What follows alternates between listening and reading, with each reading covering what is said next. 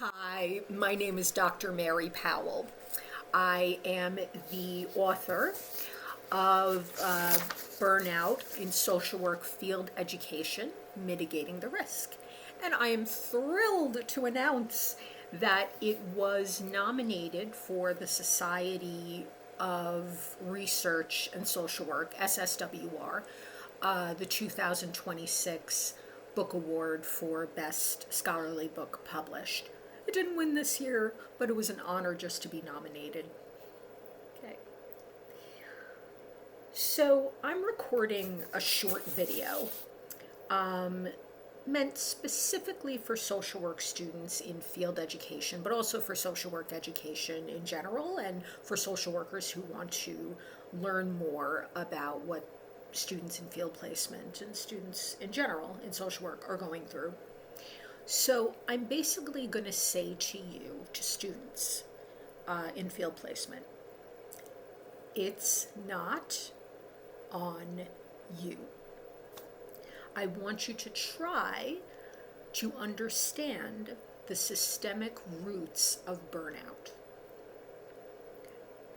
So my core message is that you are not the problem.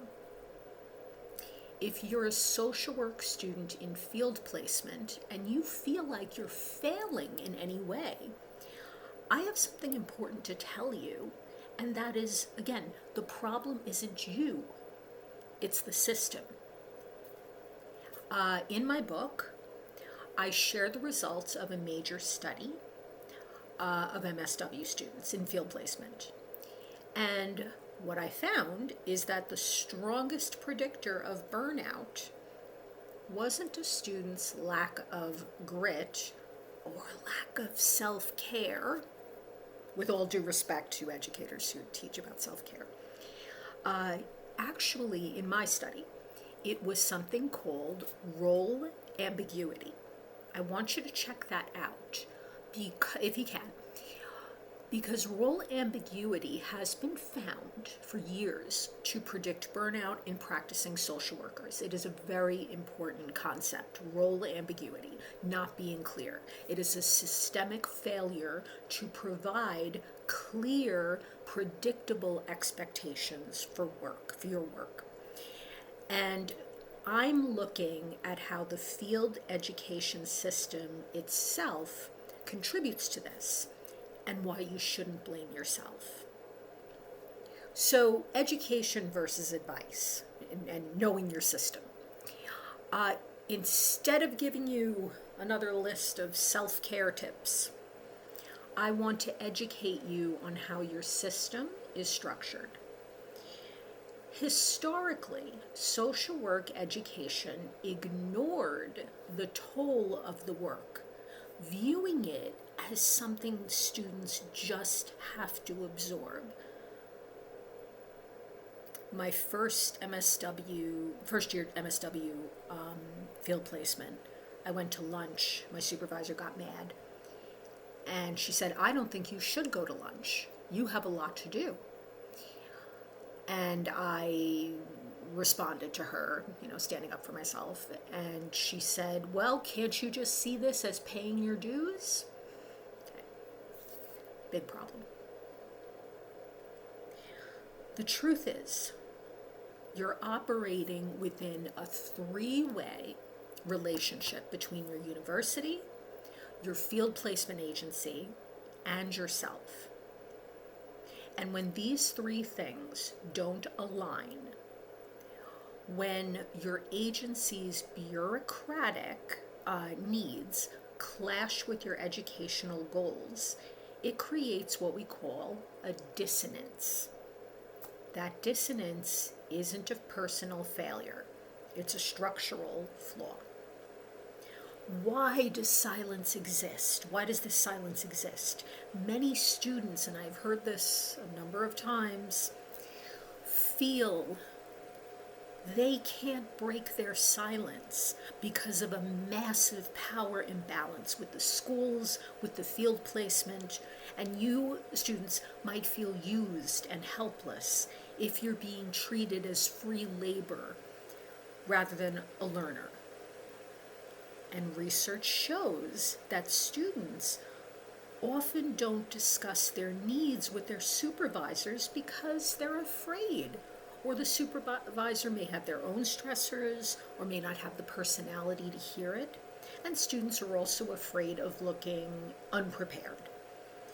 But we need to recognize the opposite of role ambiguity, which is role clarity, is a shared ethical responsibility. What do I mean by shared?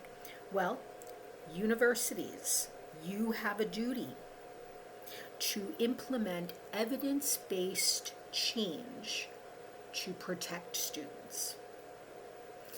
Agencies where students do their field placement, you must provide formalized expectations and a mechanism to address irregularities and ambiguity. And when these aren't in place, students, the system is failing you, not the other way around. So toward a new signature pedagogy, field placement is known as the signature pedagogy of social work education. It is the system, the very system of social work education. But as I argue in my book, that pedagogy is always evolving. I request for us to move away from the old model where burnout was seen as a natural price, just something we got to go through, that the worker paid for their ideals. We are taught that it is okay to lose sleep, or if not okay, then just a part of the job, where we glorify stress.